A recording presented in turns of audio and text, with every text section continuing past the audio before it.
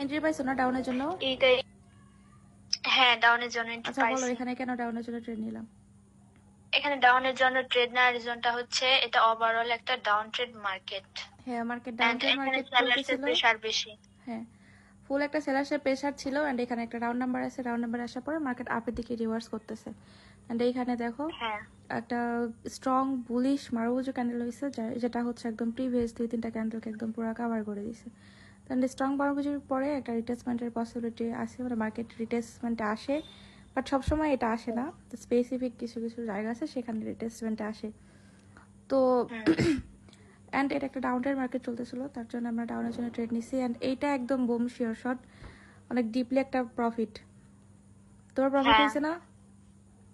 হ্যাঁ, আমার একদম প্রফিট হয়েছে। যাক আলহামদুলিল্লাহ। কত প্রফিট হয়েছে আজকে? হ্যাঁ টোটাল প্রফিট কত?